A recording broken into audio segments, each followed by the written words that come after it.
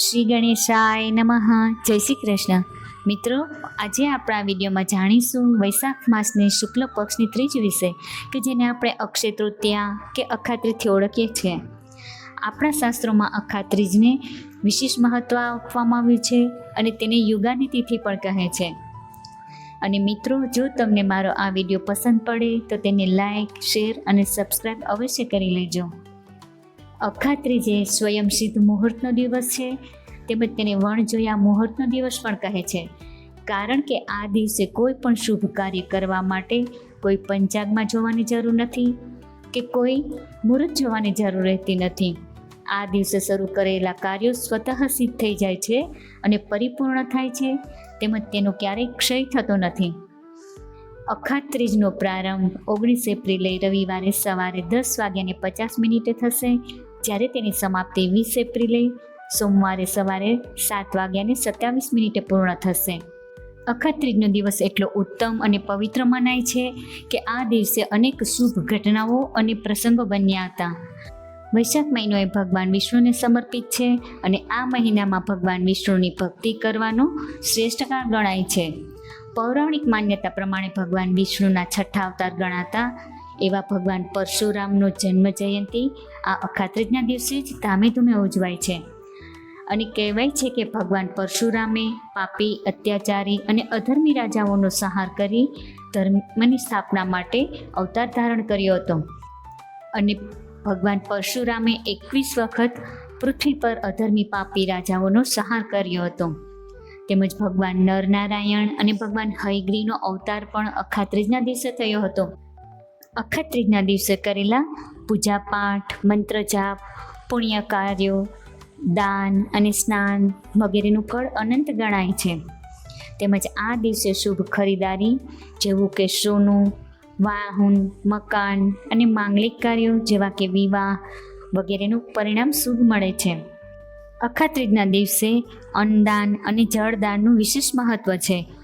આ દિવસે બને તો બ્રાહ્મણો, નહીં તો ભૂખ્યા કે જરૂરિયાતમંદોને ભોજન કરાવવું જોઈએ અને પશુ, પંખી અને રાહદારીઓ માટે પીવાના પાણીની વ્યવસ્થામાં સહાય કરવું જોઈએ. અખાત્રીજના દિવસે ભગવાન સૂર્યદેવે રાજા યુધિષ્ઠિરને વનવાસ કાળ દરમિયાન અક્ષય પાત્ર આપેલું હતું. અને એ અક્ષય પાત્રની વિશેષતા એવી હતી કે તેમાંથી અન્ન ક્યારેય ખૂટતું ન હતું, માટે પાંડવો વનવાસ કાળ દરમિયાન ભોજન અક્ષય પાત્રમાંથી જ કરતા. આ દિવસે ભગવાન શ્રી કૃષ્ણ અને તેના પરમ મિત્ર એવા સુદામાનું મિલન થયું હતું. અને ત્યારે ભગવાન શ્રી કૃષ્ણની કૃપાથી સુદામાનું દારિદ્ર્ય ક્ષણવારમાં દૂર થઈ ગયું હતું. શાસ્ત્ર પ્રમાણે અખાત્રીજના દિવસે મહર્ષિ વેદવ્યાસે અને ગણપતિજીએ મહાભારતની રચના કરી હતી. અને કહેવાય છે કે મહાભારતના યુદ્ધનું સમાપન આ દિવસે જ થયું હતું. અને અખાત્રીજના દિવસે જ સતયુગ અને ત્રેતાયુગનો આરંભ થયો હતો.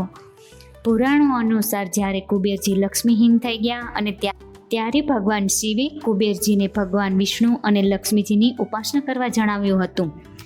અને મનાય છે કે માતા ગંગાએ પૃથ્વીલોકના કલ્યાણ માટે આ દિવસે જ અવતરણ કર્યું હતું.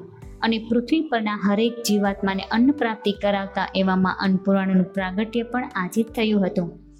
જગન્નાથપુરી, પદ્મનાભ સ્વામી મંદિર અને તિરુપતિ બાલાજી જેવા પ્રસિદ્ધ વૈષ્ણવ મંદિરોમાં ભગવાનને વૈશાખ મહિનાની તીવ્ર ગરમીથી બચાવવા માટે ભગવાનને શીતળતા પ્રદાન કરવા અખાત્રીજના દિવસથી જ ચંદન સેવા આપવાનું શરૂ કરાય છે. અને અક્ષય તૃતીયાના દિવસથી જ પવિત્ર ધામ બદ્રીનાથ મંદિરના કપાટો ખુલે છે અને ભક્તો તેના દર્શન કરે છે. આમ અખાત્રીજ સાથે અનેક શુભ ઘટનાઓ અને શુભ પ્રસંગો જોડાયેલા છે. અક્ષય તૃતીયાના દિવસે ભગવાન શ્રી હરિ વિષ્ણુ અને માતા લક્ષ્મીજીની પૂજાનું વિશેષ ફળ છે.